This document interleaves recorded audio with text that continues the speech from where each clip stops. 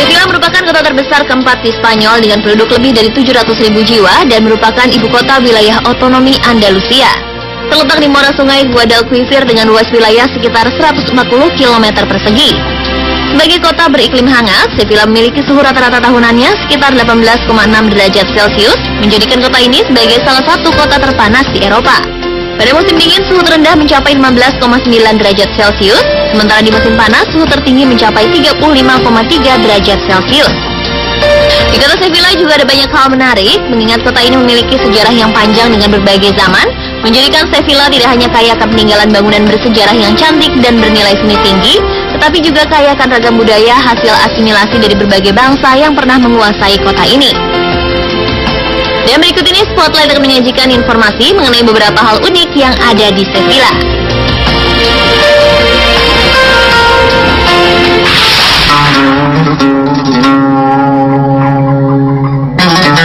Mengunjungi Sevilla seolah mengajak kita meniti lorong waktu ke masa silam saat Islam mengalami kejayaan di Eropa. Di masa pemerintahan Islam dahulu, Sevilla yang disebut Ishbilia adalah salah satu kota utama peradaban, ilmu pengetahuan, dan pusat pemerintahan di daerah Spanyol.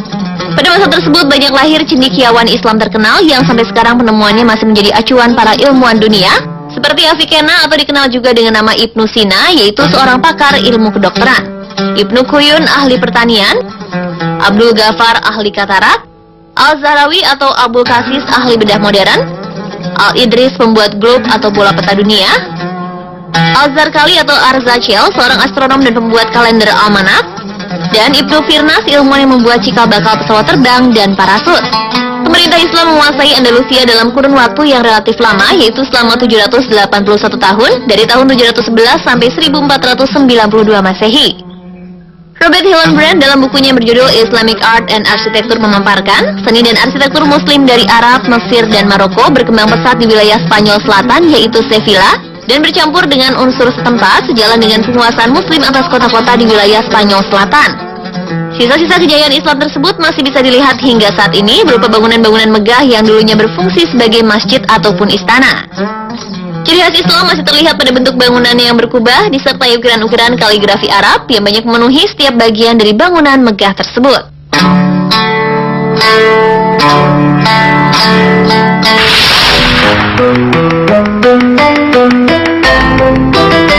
Salah satu bangunan peninggalan kejayaan Islam yang hingga kini masih berdiri kokoh di Sevilla adalah The Alcazar of Seville atau Kompleks Istana Alcazar.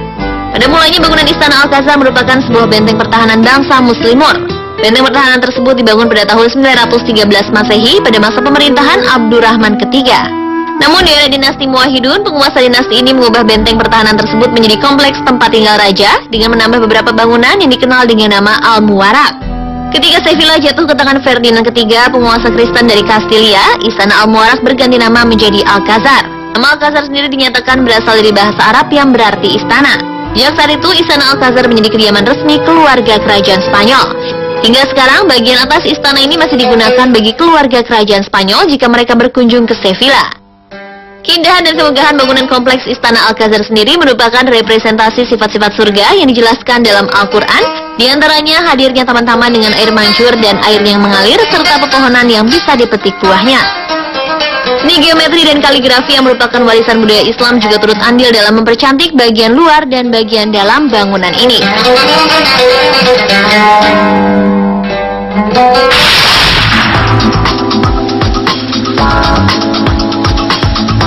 Ada yang unik di balik perayaan Paskah di Spanyol. Di negeri Matador ini, 2 pekan setelah Paskah biasanya dirayakan Seville Fair atau Pekan Raya Sevilla. Perayaan ini sangat bertolak belakang dengan perayaan Paskah yang sangat hikmat. Perayaan yang berlangsung mulai dari tahun 1920 ini sangat meriah dengan menampilkan tradisi khas yang sangat dibanggakan warga ibu kota Andalusia, Sevilla.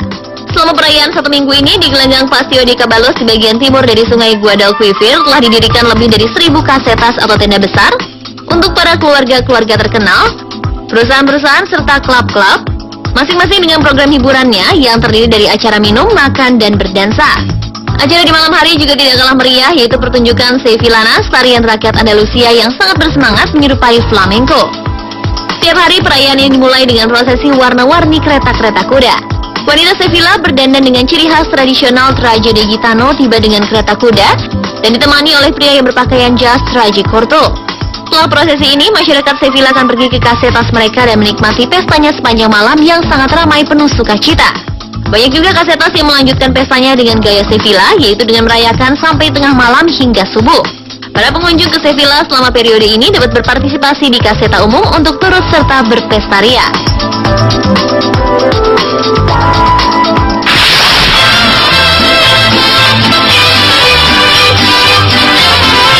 Adu banteng adalah pertarungan antara manusia dan banteng yang juga merupakan sebuah pertunjukan tradisional di Sevilla.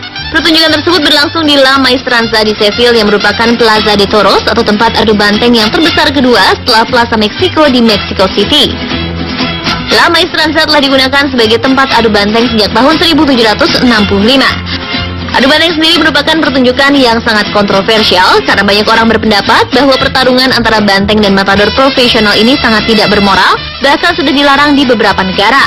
Namun warga Spanyol menganggap bahwa pertunjukan ini adalah bagian dari seni. Acara dimulai dengan para partisipan yang memasuki arena dengan memakai pakaian tradisional Andalusia yang telah dilestarikan sejak abad ke-17. Mereka terdiri dari 3 matador. Setiap matador mempunyai 2 picadores atau penunggang kuda, 3 banderilleros atau pembawa bendera, dan 1 sword page atau asisten matador pembawa pedang. Para matador adalah bintang dari pertunjukan ini. Mereka memakai pakaian dengan sentuhan keemasan, tragedi lukian sebutannya. Tiap dari mereka akan bertarung dengan 2 banteng. Mereka bertarung dengan gerakan-gerakan seperti menari untuk menghibur penonton. Babak kedua adalah saatnya banteng memasuki arena diiringi oleh kibaran bendera yang dibawa oleh para banderilleros. Para matador dan banderilleros bergantian menari dengan beberapa banteng. Babak selanjutnya, picadores, para penunggang kuda memasuki arena. Pada babak ini, picadores akan menusuk leher banteng tepat pada otot yang membuat banteng lemah seketika. Kemudian dilanjutkan dengan tancapan tongkat bendera pada bahu banteng oleh para banderilleros. Di babak terakhir, matador kembali memasuki arena dengan tongkat merah dan pedang. Pedang tersebut digunakan untuk menusuk tengguk banteng hingga terhuyung-huyung dan jatuh tak berdaya.